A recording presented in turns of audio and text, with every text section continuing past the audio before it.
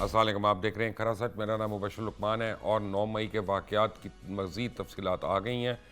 8 मई को इसकी तमाम प्लानिंग जो है एलिजिडली ज़मान पार्क के अंदर हुई और उसके लिए पूरी जियो फेंसिंग की गई और ये पता चला कि ख़ुद इमरान खान उन 6 लोगों के साथ रब्ते में थे कि जो मेन हैंडलर्स थे सारों के, और वो आगे 156 लोगों के साथ रब्ते में थे। कुल 257 टेलीफोन कॉल्स और व्हाट्सएप मैसेजेस हुए जो अब रिकॉर्ड पे आ गए हुए हैं। और लगता ये है कि अब बहुत जल्द इमरान खान को भी आर्मी एक्ट के तहत बुक कर लिया जाएगा। और ये मैं आपको बता रहा हूँ कि ये कोई अनहोनी बात नहीं है, लगता यही है। और जिस तरह से पाकिस्तान तहरीक इंसाफ में फूट पड़ गई है, इंतशार पड़ गई है, ख़ज़ा के पत्तों की तरह उसके लोग झड़ रहे हैं। और of all the people Asad Umar ने आज ना सिर्फ सेक्रेटरी जनरल बल्कि कोर कमेटी से भी रिफ्यूज़ कर दिया है वहाँ पे कंटिन्यू करने से, और उन्होंने उससे रिज़ाइन कर दिया। सवाल ये पैदा होता है कि इतनी तादाद में जो लोग छोड़ रहे हैं उसकी क्या वजह है, क्योंकि या उसके ऐनी शाहिद हैं या उनके ऊपर कोई उनको समझ आ गई है बात की कि क्या हो रहा है और उनकी पार्टी उनको किस इंतशार की तरफ लेके जा रही थी और किसी की अल्लाह ने बचत करा ली, कोई उससे बच गया, कोई उससे फंस गया, वटेवर। लेकिन कुछ लोग अभी भी मफरूर हैं जिनको पुलिस ढूंढ रही है और पार्टी की सीनियर क़यादत में से हैं वो लोग। लेकिन ये 9 मई का वाक़या आसान बात नहीं है, ना सिर्फ पाकिस्तान में बल्कि पाकिस्तान के बाहर भी बहुत ज़्यादा इसके ऊपर तशवीश पाई जाती है। पाकिस्तान एक एटमी मुल्क है, एक एटॉमिक कंट्री है, और एटॉमिक कंट्री में अगर ये लगे कि जो लॉ इन्फोर्समेंट है वो कमज़ोर है और वहाँ पे लोग ज़्यादा हैं, तो फिर पूरी दुनिया को तशवीश हो जाती है कि हमारे एटमी हथियारों का क्या होगा, हमारे बाकी असले का क्या होगा अगर ये किसी के कंट्रोल में आ जाए। इसके ऊपर एक्शन होना वो इंतहाई ज़रूरी है और जितना स्विफ्ट हो उतना ही ज़रूरी है। आज मुझे 3 बड़े मेरे अच्छे दोस्तों ने ज्वाइन किया और वाइड रेंजिंग चीज़ें हैं। आपको पता है कौन कौन पीटीआई छोड़ रहा है, कौन कौन छोड़ चुका है और कौन से लोग छोड़ने वाले हैं, वो उनका भी जिक्र हो सकता है। आज समी इब्राहिम अभी थोड़ी देर पहले अरेस्ट हुए और उसके ऊपर भी मैं बात करूंगा थोड़ी देर के अंदर। लेकिन सबसे इम्पोर्टेंट 9 मई है। अब्दुल्ला गुल मेरे साथ हैं, आमिर ज़िया मेरे साथ हैं, मज़हर अब्बास मेरे साथ हैं। तीनों में से कोई तारुफ का मोहताज नहीं है। अब्दुल्ला गुल साहब, अस्सलाम वालेकुम and thank you and welcome to Khara Sach. ये मुझे बताइएगा कि ये जो 9 मई के वाक़यात हुए इन्होंने पाकिस्तान की सालमियत को कितना ज़ख्म पहुँचाया? बिस्मिल्लाहिर्रहमानिर्रहीम। मुबशर साहब बहुत बहुत शुक्रिया। मेरे ख़्याल है कि जी इसका शानिया सकूत ढाका के बाद इसकी और कोई मिसाल नहीं है और पाकिस्तान की ये पहली पॉलिटिकल पार्टी है जो टेररिज्म के अंदर अपने आप को उन्होंने अपने इंडल्ज कर लिया।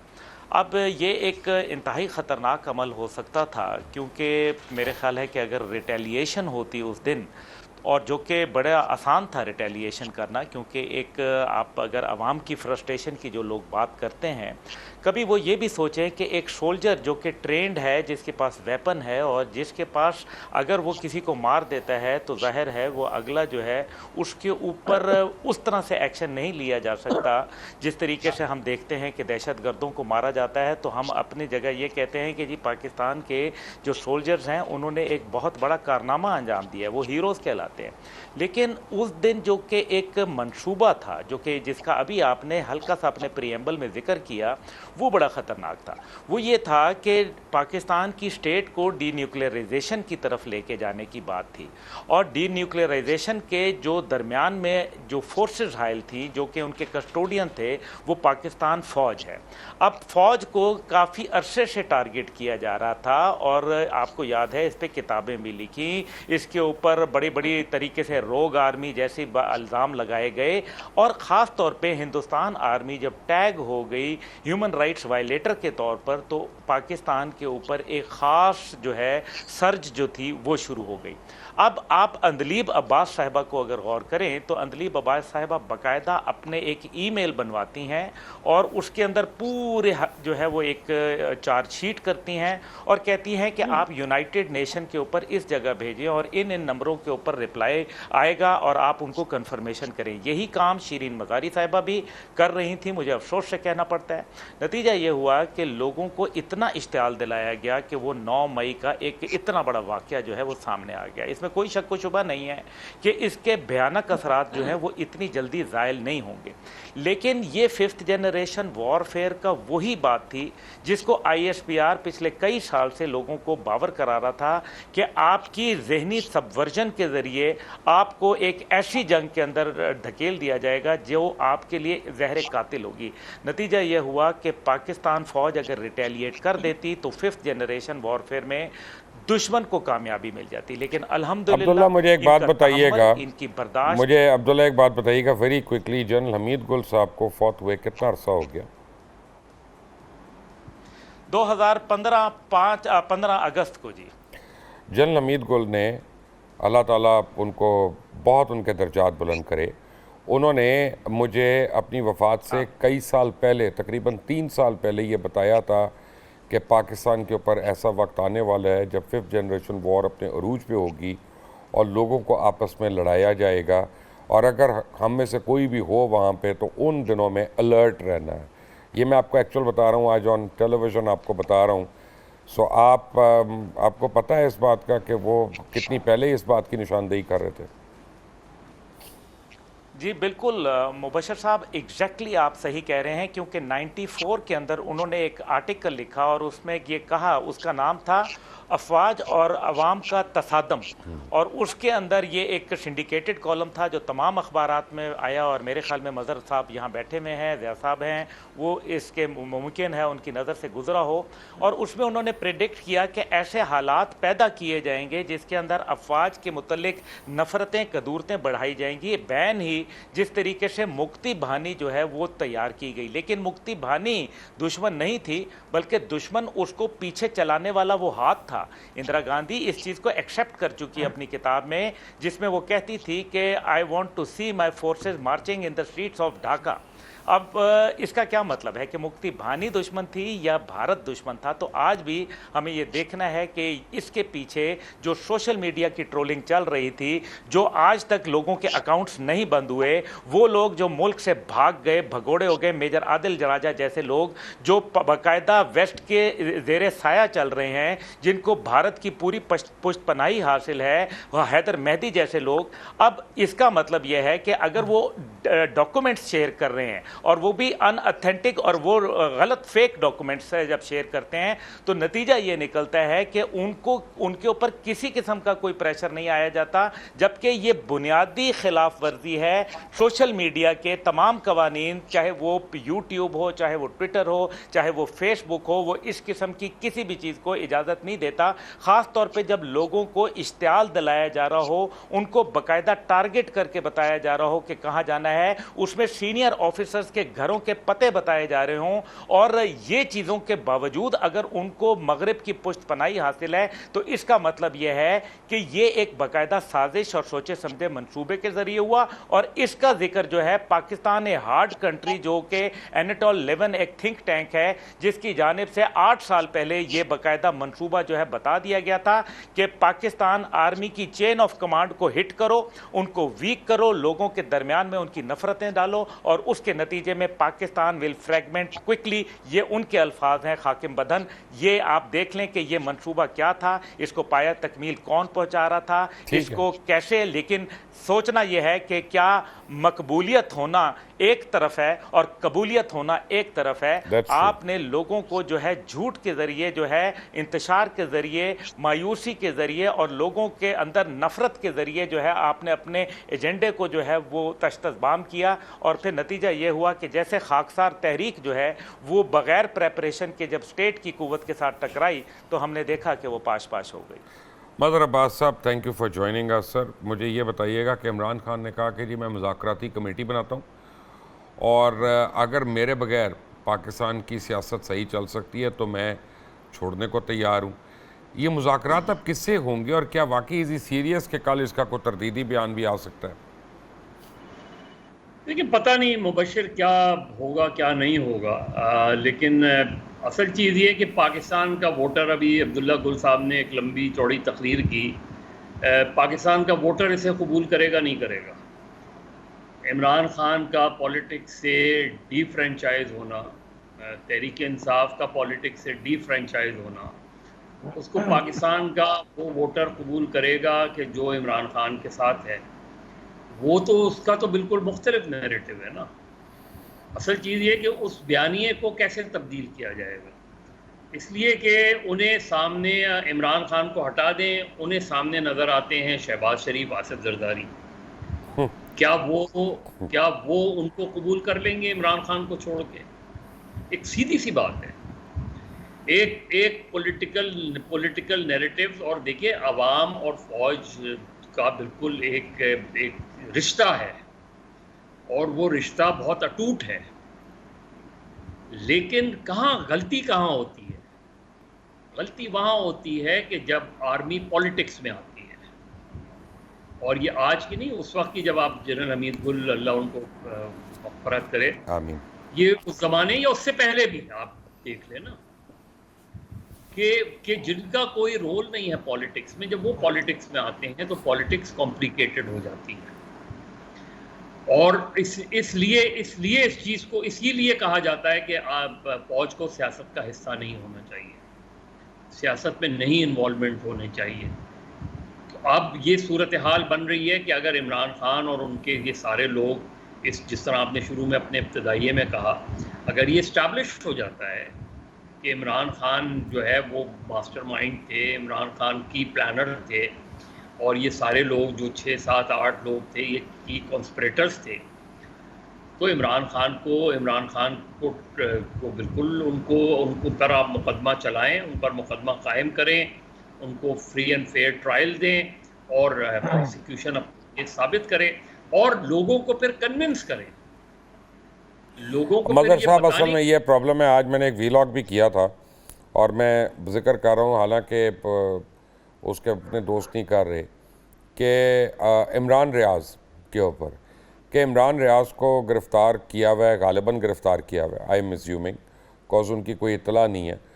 तो अगर है तो फिर उनको, आप उनके ऊपर जो भी मुकदमा है वो चलाएं, मुझे कोई प्रॉब्लम नहीं है। अगर उन्होंने गलत बात की है, अगर कोई चोरी की है, जेब काटी है या कुछ और किया है, तो उसकी मुनासबत से उनका मुकदमा चलाएं, उनको राइट टू ट्रायल दें, लेकिन कम अज़ कम उनके घर वालों का उनसे रब्ता होना चाहिए, उनके वकला का उनके साथ रब्ता होना चाहिए। And justice should be fair and seen to be fair as well. और ये एक आज के तनाजुर में बड़ी इंपॉर्टेंट बात है। और बाय द वे, मैं इमरान रियाज़ की पॉलिटिक्स नहीं मैं इंडोर्स कर रहा, ना मैं उनके इदारिये की कंटेंट को इंडोर्स कर रहा हूँ, लेकिन मैं एज अ एंकर मैं ये बात कर रहा हूँ। नहीं मुबशिर, बहुत सीधी सी बात है कि जाहिर है किसी अव्वल तो जर्नलिस्ट को इस तरह इस हद तक पॉलिटिक्स में, या उसका एक व्यू है जिससे हम बहुत से लोग इख्तलाफ करते हैं, लेकिन एज ए असल में मदर साहब मैंने खुद वही किया है जो उसने किया, तो मैं उसको किस तरह से गलत कहूँ? मैंने खुद किया। नहीं मुबशिर, मैं यही बात कह रहा हूँ, आप छोड़ें कि इमरान रियाज की डेजिग्नेशन क्या है, क्या इमरान रियाज पाकिस्तान का एक शहरी है या नहीं है, और अगर वो इतने दिनों से, इतने हफ्तों से गायब है तो कहाँ है? अगर उस पर कोई इल्ज़ाम है तो वो उसका मुकदमा किधर है? आप, क्या ये बेसिक फंडामेंटल और कॉन्स्टिट्यूशनल राइट्स के खिलाफ है या नहीं है? मतलब हम कैसे आंखें बंद कर लेते हैं इन चीजों पर? मैं ये कहता हूँ कि जिसमें साबित हो जाए कि गद्दार है, प्लीज उस पर गद्दारी का मुकदमा चलाएं और जो सजा है वो जरूर दें, लेकिन आप उसको राइट तो दें डिफेंस का। मतलब आप, उसकी फैमिली एक ट्रॉमा से गुजर रही है, वो खुद भी ट्रॉमा में होगा बेचारा, वो खुद भी होगा, ऐसी बात नहीं। वो तो जिस कंडीशन में, जिस कैफियत में होगा वो एक अलग चीज है, लेकिन जो उसकी वाइफ हैं, उसके घर वाले हैं, मैं उसके पेरेंट्स को मिला हुआ हूँ, तो nobody deserves care it anyway. Amir Zia साहब जो है वो प्रॉब्लम यह है कि हम लोग अपनी राय देते हुए, आमिर ज़िया साहब, उसमें हमारी ख्वाहिशात इतनी आ जाती हैं कि हम उसमें बहुत आगे निकल जाते हैं। मैं भी उसका कसूरवार हूँ इस बात का, ऐसी बात नहीं है, और लोग भी होंगे। लेकिन आज जो आगे निकले हैं वो जहांगीर तरीन साहब हैं। उन्होंने काफ़ी लोगों को बुला लिया मुशावरत के लिए, काफ़ी लोग उनको राब्ते कर रहे हैं।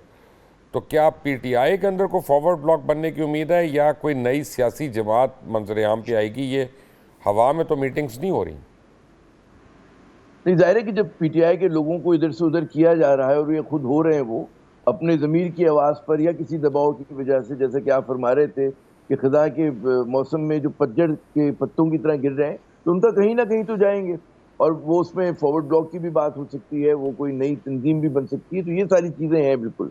लेकिन मैं भी जो गुफ्तगू सुन रहा था, मुझे एक एहसास ही हो रहा था कि हम लोग जो हैं पॉलिटिकल पार्टीज़ को, सियासी जमातों को और सियासतदानों को कहते हैं ना कि दहशतगर्द कहने में, चोर कहने में, उनको गद्दार कहने में बड़ी फुर्ती और चुस्ती का मुजाहरा करते हैं, और जहाँ पे हमें रिस्ट्रेन का मुजाहरा करना चाहिए, क्योंकि देखें पीटीआई से गलतियाँ हुई होंगी और हुई हैं, जो जब भी वो इस पोजीशन में आ गए हैं, ये भी आप तस्लीम कर सकते हैं कि और करना चाहिए कि जी 9 मई के वाक़यात जो हैं वो काबिल मज़म्मत थे, उसकी पूरे मेरे ख्याल में हर जो पाकिस्तान का ज़ी शऊर शख्स है उसने उसकी मज़म्मत की है, खुद पीटीआई में से आवाज़ें निकली हैं, वो लोग जो भी पीटीआई के साथ हैं उन्होंने भी कहा है।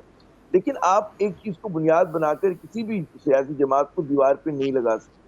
हमें पीटीआई की साख को समझना होगा कि पीटीआई कल तक, यानी कि साल भर पहले तक, तो उसको लोग कहते थे कि जी सेंट्रिस्ट पार्टी है और उसमें नेशनलिस्ट लोग हैं, और उसमें जो 5th जनरेशन वॉर की जो बात कर रहे थे अभी गुल साहब, तो उसमें जो पूरा एक पॉपुलर सपोर्ट आती थी 5th जनरेशन वॉर की सपोर्ट में, वॉर की सपोर्ट में, वो तो पीटीआई की सपोर्ट से आया करती थी। तो जहां पर उन लोगों को कि जो बदगुमानी जिन्होंने फैलाई, जिन्होंने प्रोपेगेंडा किया, उनके एहतसाब, उनको आइडेंटिफाई, लेकिन फिर आमिर बात यह है कि ये हुआ ना, और ये हम ऐसी तो नहीं, when a child is born it does not mean the mischief happened the night before, it takes a long time.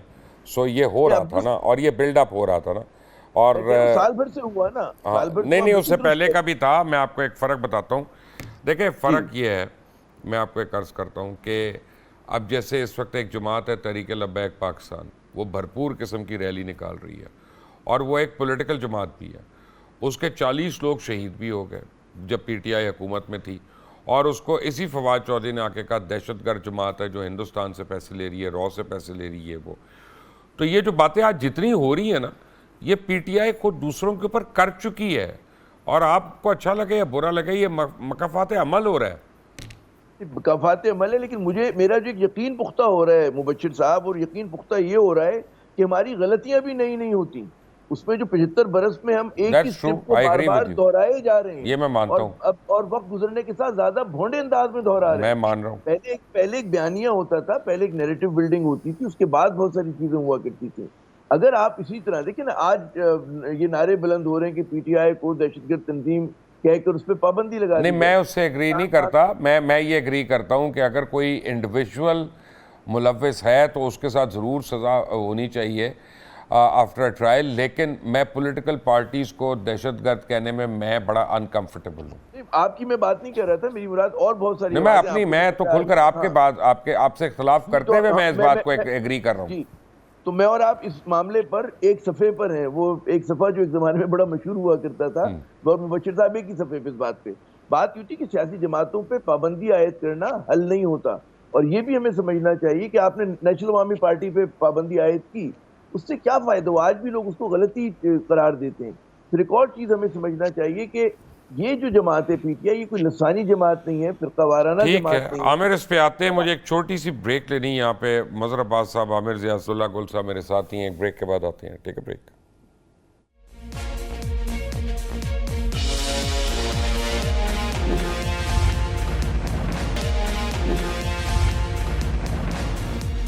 Welcome back. Abdullah Gul साहब, बड़ा मुश्किल होता है लोगों को समझाना कि जिस चीज़ों के ऊपर वो यकीन कर रहे थे वो वाकई एक ढकोसला था या गलत था या इतना मुज़र सेहत था, तो ये कैसे हम नैरेटिव को बिल्डअप करेंगे? देखें, सबसे पहले तो मैं मज़हर अब्बास साहब हमारे बड़े हैं और मैं बहुत ही काबिल एहतराम है। अगर मज़हर अब्बास साहब तो हम सबसे बड़े हैं, ये तो मोहम्मद बिन कासिम के साथ पाकिस्तान आए थे, तो पता है ना आपको। मैं माजरत चाहता हूँ अगर इनको मेरा लफ्ज़ जो है वो बुरा कोई लग गया है, क्योंकि उन्होंने कहा तकरीर की है मुझे, तो जो आपने सवाल पूछा मैंने उसका जवाब दिया। देखिए नैरेटिव एक दिन में बिल्ड नहीं होता और एक दिन के अंदर ख़त्म नहीं होता, इसलिए मेरा ख्याल है कि हमें चीज़ों को चंद को बड़ी हक़ाइक़ देखना चाहिए। देखें, गलतियाँ और जुर्म में बहुत बड़ा फ़र्क होता है। जब कोई आदमी जुर्म का मुर्तकब होता है तो उसको उसकी सज़ा मिलती है, और गलती हो जाती है तो उसकी माफ़ी मिल जाती है। लेकिन हमें ये तयन करना पड़ेगा कि क्या ये रवैये जो थे ये गलती के थे या जुर्म के थे, और मेरा ख्याल है कि अब इस इसमें कोई उभाम रहा नहीं है कि ये गलती नहीं थी, ये एक मुनज़्ज़म साजिश थी और इसके बाकायदा ख़ुद पीटीआई की लीडरशिप जो है वो इसका इकरार कर चुकी है।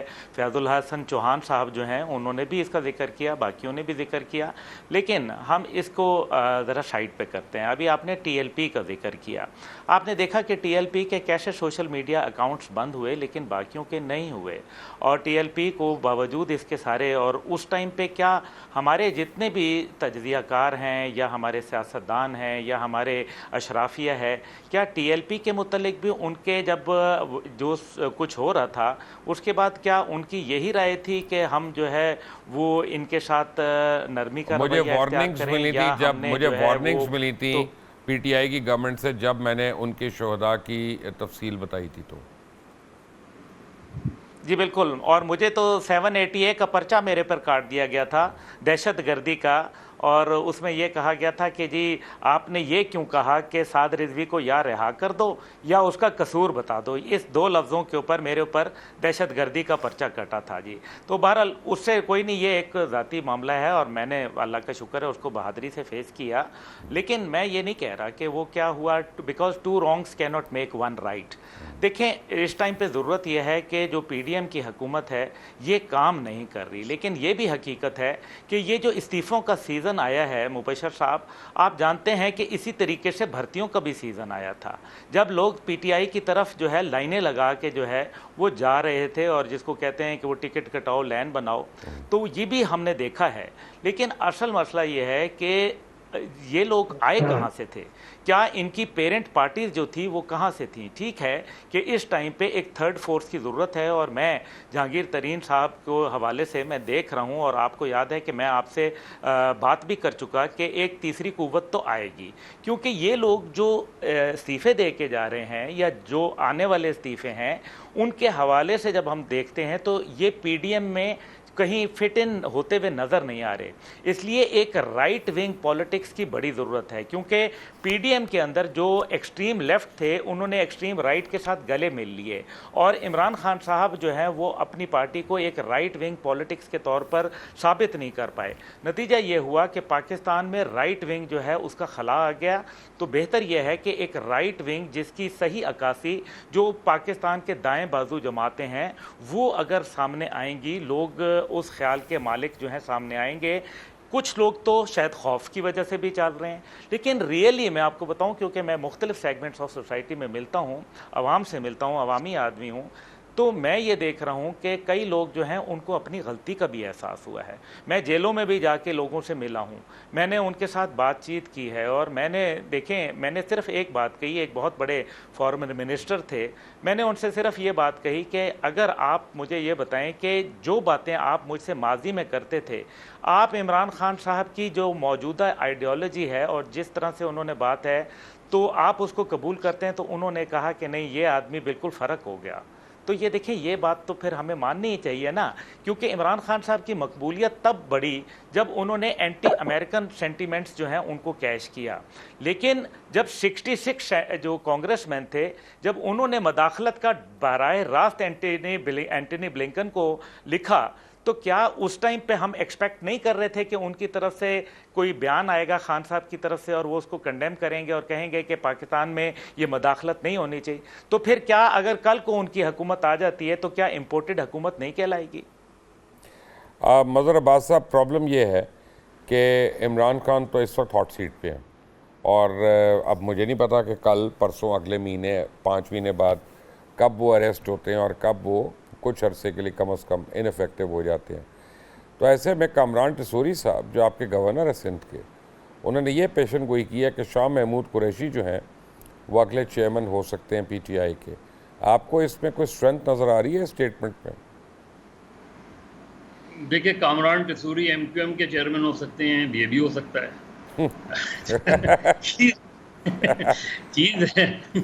चीज़ ये है कि देखिए, ये हमें सियासी लेबोरेटरी बंद कर देनी आप चाहिए। टेनिस बॉल से क्रिकेट मैच खेलना शुरू हो गए। मैं ये कह रहा हूँ कि हमें ये सियासी लेबोरेटरी बंद कर देनी चाहिए। हाँ। हर चंद साल बाद एक प्रोडक्ट तैयार की जाती है, मार्केट की जाती है, एडवर्टाइज की जाती है, और जब उसकी पॉपुलैरिटी होती है तो उसको फिर फारिग कर दिया जाता है, फिर एक नई मगर लेबोरेटरी, साहब एक जब नई किसी का इंतकाल होता है तो उसकी जायदाद में बंटवारे तो होते हैं ना, कई कई हकदार भी पैदा हो जाते हैं, नए नए हो जाते हैं, ये भी तो एक मसला हकीकत है। ये है कि किसी का इंतकाल हो तो ठीक है, यहाँ मसला इख्तिदार इंतकाल का है। यहाँ प्रॉब्लम ये है कि चीज़ ये है कि जब आपको कोई पसंद होता है तो वो इस मुल्क का सेवियर भी हो जाता है, अजीम तरीन आदमी भी हो जाता है, हर तरह से जो है आपको उसकी सपोर्ट होती है, और फिर किसी भी वक्त में आप उस सपोर्ट को विड्रॉ कर लेते हैं। ये तर्ज अमल, ये तर्ज सियासत जब तक तब्दील नहीं होगा, पाकिस्तान की सियासत बेहतर नहीं होगी। कभी आप TLP बना लेते हैं, कभी आप कोई और जमात बना लेते हैं, कभी आप सोचिए, हो सकता है खुद बन गई हो। बनाते हैं, कभी PTI बनाते हैं, कभी PMLN बनाते हैं। खुदा के लिए पाकिस्तान में पॉलिटिक्स को चलने दें, उसको एक प्रोसेस में चलने दें। एक प्रोसेस में कोई पार्टी आए, कोई पार्टी ख़त्म हो, कोई पार्टी जाए। इस प्रोसेस को जब भी हम मैनिपुलेट करते हैं, इलेक्शंस को जब भी हम मैनूवर्ड करते हैं, या आप 2018 में चंद पार्टियों को मिला के आपने इमरान खान को हुकूमत दे दी, 2022 में चंद पार्टियों को मिला के इमरान खान से हुकूमत ले ली, आज भी वही सूरत हाल है, एक नई पार्टी बनाई जा रही है। क्या जहांगीर तरीन, कौन जहांगीर तरीन है? मतलब जहांगीर तरीन कहाँ कहाँ रहे हैं? कौन इमरान खान ने अगर एक बयान दे दिया कि जहांगीर तरीन जो है, ये जो कुछ भी है, देखिए बाइनस इमरान, जिस तरह उस ज़माने में भुट्टो को ख़त्म करने के लिए क्या कुछ नहीं किया गया। कभी कॉन्फेडरेशन बनाई गई, कभी नेशनल पीपल्स पार्टी बनाई गई, कभी पैट्रियट बनाई गई। आप इसी तरह नून को ख़त्म करने के लिए कभी PMLQ बना लेते हैं आप, कभी कुछ और बना लेते हैं, अब एक PTI हकीकी भी बना लेंगे आप, तो उससे क्या फ़र्क पड़ेगा? लेकिन क्या आप पॉलिटिक्स को सर्व कर रहे हैं? लेकिन नून तो खुद अपना जे को ख़त्म करने के लिए बनाई गई थी ना, और ख़त्म हो गई। वही मैं कह रहा हूँ ना, नैब पर पाबंदी लगाई तो नैब ख़त्म हो गई क्या? मतलब हम किसी चीज से रुक ही नहीं रहे। आप कोई राइट विंग पार्टीज आए, राइट विंग पार्टीज अपनी पॉलिटिक्स करें, लेकिन अगर उनको प्रोडक्ट के तौर पे लॉन्च किया जाता है तो फिर उस प्रोडक्ट की फिर जिम्मेदारी उनकी है जिन्होंने मैन्युफैक्चर की, फिर वो जिम्मेदार है।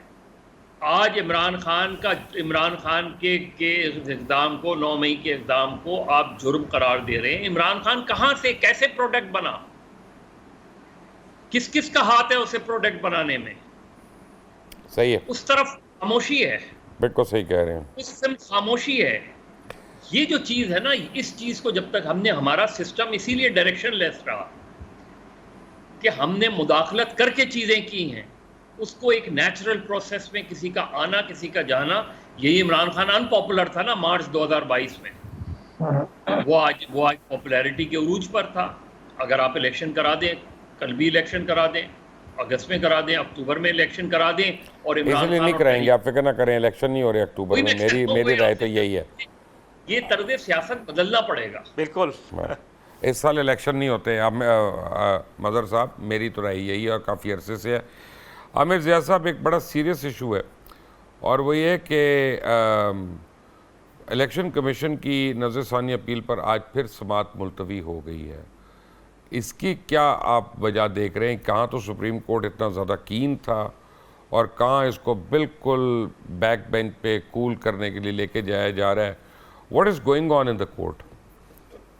अच्छा, सुप्रीम कोर्ट पे आते हैं, मुझे आप इजाजत दें। मुझे पता था आपने पहले बात करनी है। आपने अहम नुक्ता, एक और अहम नुक्ता है, ये अभी गुल साहब ने फरमाया कि एक दाएं बाजू की पार्टी की जरूरत है। मुझे नहीं पता कि दाएं बाजू से मुराद क्या है। 2 तशरीहात होती हैं, एक तो दाएं बाजू की वो जमातें होती हैं जो मजहबी होती हैं, दीनी होती हैं, और दूसरी दाएं बाजू की जमात वो होती है कि जो स्टेटस को की जमात होती है, जो क्लासिकल वेस्टर्न डेमोक्रेसी के अगर हवाले से हम बात करें तो माशाल्लाह हमारी हर जमात जो है वो दाएं बाजू ही की है। कोई पार्टी एंटी स्टेटस को नहीं है, और यहाँ पे कोई बाएं बाजू की पार्टी नहीं है। अब तो पीपल्स पार्टी भी दाएं बाजू की हो गई है। मैं वही अर्ज करूँ, किसी को अगर शक शुबा है कि पीपल्स पार्टी है बायां बाजू, तो बायां बाजू नहीं है। अगर किसी भी कट्टर बाएं बाजू वाले से पूछें, वो कहेगा नहीं है भाई। और लिबरल और बाएं बाजू में फर्क होता है। लिबरल जो होता है वो बाएं बाजू नहीं हो सकता, और जो लेफ्टिस्ट है वो लिबरल नहीं हो सकता। ये बिल्कुल क्लासिकल तशरीहात हैं जो हमें समझनी चाहिए, और माशाल्लाह इतनी दाएं बाजू की जमातें हैं, एक और आ जाए तो अल्लाह और बरकत देगा। और इसी तरह की तो अपना आमिर साहब कितने चैनल चलते हैं इस मुल्क में? 42 चैनल है यार, किसी मुल्क में न्यूज़ चैनल 42 होते हैं, खुदा का खौफ करे यार। सब दुकानें चलती हैं तो ये भी चलती रहेगी। एक और बड़ा फिक्री मुगालता है कि जब से 9 मई का वाक़या हुआ है, हमारे यहाँ बहुत सारे दोस्त जो हैं वो, मैं और भी प्रोग्राम्स मैंने देखा, वो कंपेयर करते हैं 1971 के वाक़यात से। हालांकि कोई मुमासलत नहीं है। 1971 कुछ और था, किसी और ज़मा मकाम में हुआ था, उसका पस मंज़र कुछ और था। पाकिस्तान में आज कोई 1971 वाली बात नहीं हो रही। 1000 मील की उस वक्त एनिमी टेरिटरी थी, वहाँ पर एक मतलब है वो एक प्रोविंशियल मूवमेंट थी, दूसरी राइट्स की मूवमेंट थी। यहाँ पे पीटीआई जो है वो एक सेंट्रिस्ट मूवमेंट है और उसको अपनी तरफ से मैं समझता हूँ वहाँ उसके जो मेंबर्स हैं और जो उसके लीडर्स हैं कल तक अपने आप को सबसे बड़ा नेशनलिस्ट और पैट्रियट समझते थे। पाकिस्तान का झंडा लेके निकले, पाकिस्तान तोड़ने तो नहीं निकले। अब उनको जो इख्तलाफ है, उनको जो एक बयानिया आपने, मैं अगर मिसाल दूं 1999 से, अगर जब मुशर्रफ साहब का कू हुआ था, आपने सब कुछ बता दिया, मेरे सवाल का जवाब नहीं दिया। वैसे कमाल है। नहीं, मैं अलग से प्रोग्राम करना पड़ेगा आपकी अपना थॉट्स लेने के लिए। वो बड़ी अच्छी हैं बड़ी डीप हैं, लेकिन वो यूट्यूब पे तो चलेंगी, यहाँ पे नहीं। अच्छा, दूसरी बात ये जो आपने सुप्रीम कोर्ट का सवाल किया, ये किसी आप वकील से करें, माहिर कानून से करें। हम बेचारे सहाफ़ी लोग, मजदूर किसान, हम इस पे क्या, हम स्पेकुलेट भी नहीं करना चाहेंगे, क्या सराई भी नहीं कहना चाहेंगे भाई। हम ही तो सहाफ़ी हैं, हम एंकर नहीं है। मैं एंकर पर्सन नहीं हूँ, मैं सहाफ़ी हूँ, मजहबी सहाफ़ी हैं, और हम कलम घिसने वाले मजदूर हैं। वो टीवी पे तो इत्तेफाक से आ जाते हैं। आप कभी कभार आमिर ज़िया साहब, अब्दुल्ला गुल साहब और मज़हर अब्बास मेरे साथी हैं। एक ब्रेक लेते हैं, ब्रेक के बाद आते हैं तीनों के बाद। Take a break.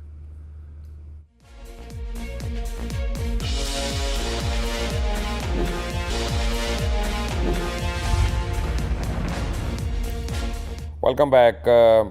जनाब अब्दुल्ला गुल साहब, फैसल वाडा साहब के मुताबिक अलकादर ट्रस्ट के जो मेन मास्टरमाइंड है वो जनरल फैज़ हमीद थे, और उन्होंने शहजाद अकबर और दीगर को पाकिस्तान से बाहर निकाला और उनको भिजवाया। तो क्या कभी जनरल फैज़ हमीद के ऊपर कोई महकमाना कार्रवाई होगी? देखिए, जो बात अभी मज़हर साहब कर रहे थे उसके दो पहलू हैं। एक तो उन्होंने इशारतन कहा कि इनके लोग जो पीछे लाने वाले थे, यकीनन मेरे ख्याल में फ़ौज का एक तरीका कार होता है और वो they never open two front at a time, दो महाज एक वक्त में नहीं खोले जाते।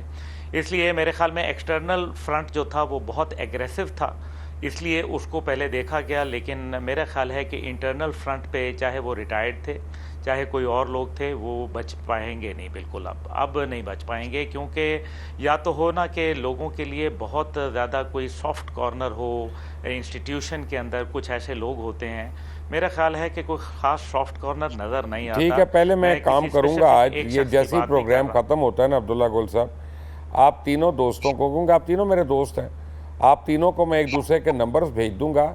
आप एक दूसरे को जवाब देते रहते, मेरे सवाल को आप लोग एड्रेस नहीं करते, और तीनों की मेहरबानी है मेरे ऊपर। नहीं, मैं वही गुजारिश नहीं, मैं गुजारिश कर रहा हूँ कि बिल्कुल, यानी अगर आपको लग रहा है कि मैं कोई बुरा काम कर रहा हूँ, मैं इमरान खान की तरह इस्तीफा देने को तैयार हूँ अगर मेरे बगैर टीवी चैनल अच्छा चलता है तो मेरा मतलब खुदा के लिए है, मेरे सवाल के जवाब दे दें। I don't mince words. मैं आपको पता है मैं वर्ड्स मिन्स नहीं करता, मैं स्ट्रेट अवे बात करता हूँ। बिल्कुल कार्रवाई होगी, आपको नज़र आएगी। ऑलरेडी मेरे ख्याल में कार्रवाई का अमल जो है वो शुरू हो चुका है और ये रुकेगा नहीं, होगी वो। I agree with you, but अब फैज़ हमीद का नाम आ दूसरी बात, क्या उस पर कार्रवाई होगी?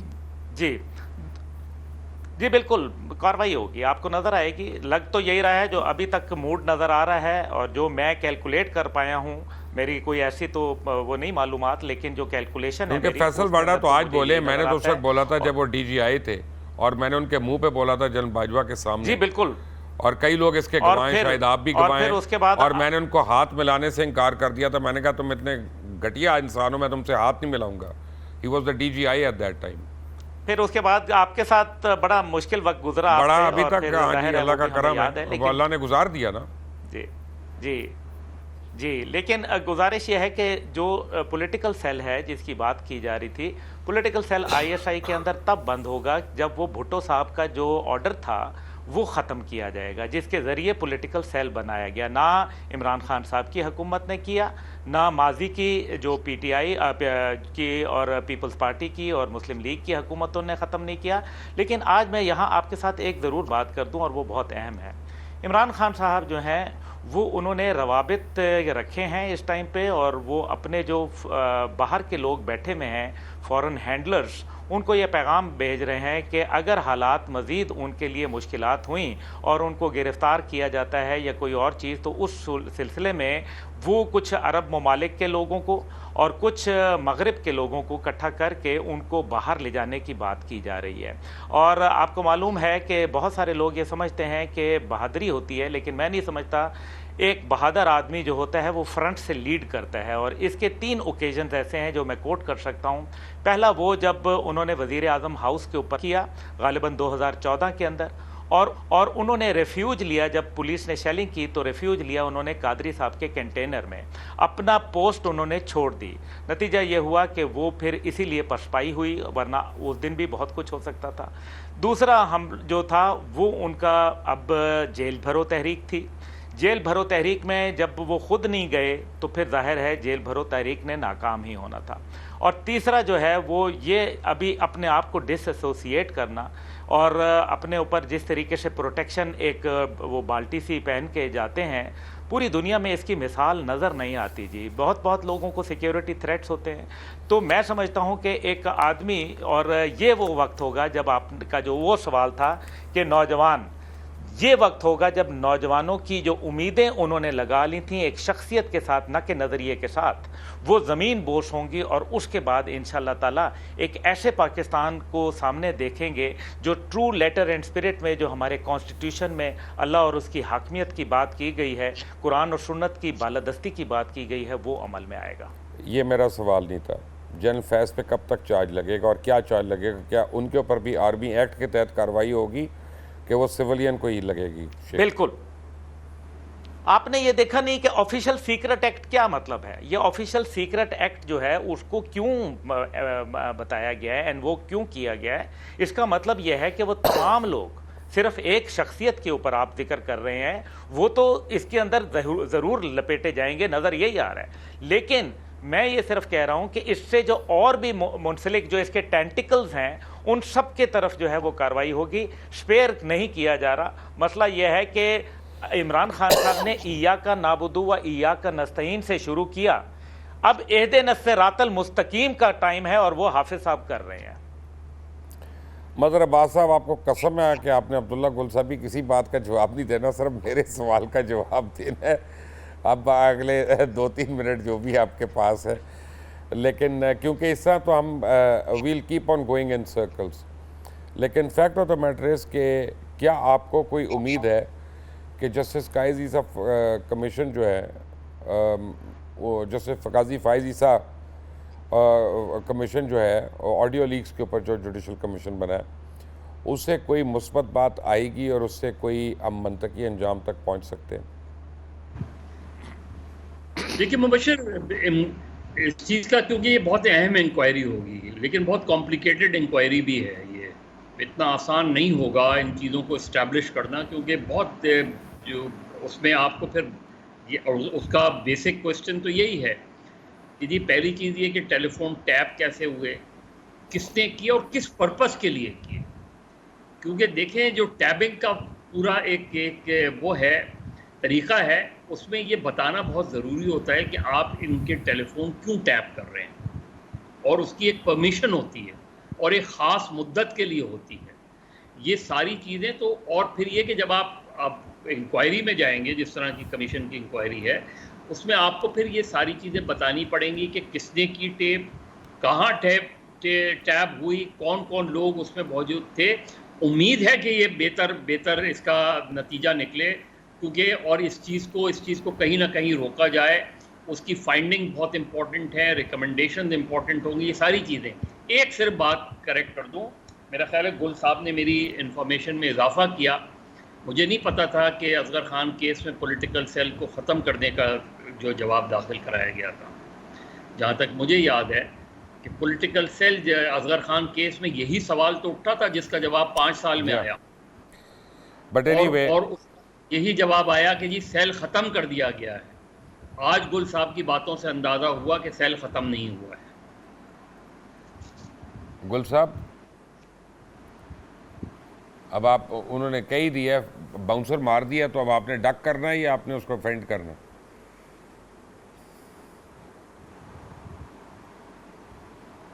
जी, मुझे आवाज़ आपकी कम आ रही मैंने है। कहा मदर साहब ने तो बाउंसर मार दिया, क्या आप उसको करेक्ट करना चाहते हैं या? अब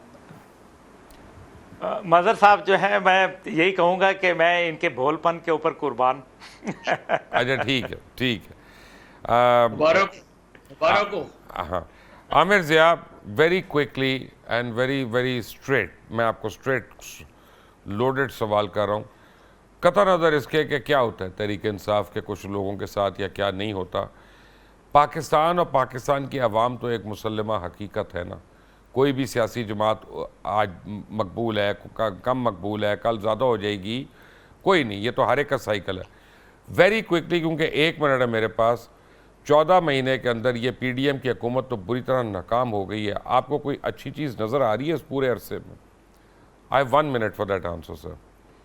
ये बड़ा एक ही जवाब है, ज़ाहिर है कि जो PDM की जो भी कारकर्दगी रही माशी एतबार से, आप देख लें कि पाकिस्तान ऐसी बुरी सूरत हाल में है कि माजी में कभी भी नहीं था। और इस वक्त जो पाकिस्तान का जो स्ट्रक्चरल बुरान है, हमारी बदकिस्मती ये मुर्शिद साहब कि हम लोग असल इशूज़ पे तो बात नहीं करते। हम इस मुल्क का बुनियादी तजाद इमरान खान को समझते हैं। इस मुल्क का सबसे बड़ा तजाद जो है वो इस वक्त हमारी मईशत है और हमारा वो सही कह सियासी रहे हैं, निज़ाम है कि जो डिलीवर नहीं कर पा रहा। I agree. वो डिलीवर आप सोच ही नहीं रहे उसके ऊपर, ना हम लोग बात करने को तैयार हैं। हम फर्द के ऊपर उलझ जाते हैं और हम ये देखते हैं कि एक जमाने में सिक्योरिटी थ्रेट जो थी वो बेनजीर साहिबा थी, उसके नहीं, बाद बट पता ठीक चला है, कि आपने कह दिया। और अब जो है Aamir, I Imran totally Khan. Agree with you on that, I totally agree with you on that and I second you. Abdullah Gul आपका, मज़हर अब्बास आपका, आमिर ज़िया आपका, तीनों का शुक्रिया आज हमें ज्वाइन करने के लिए।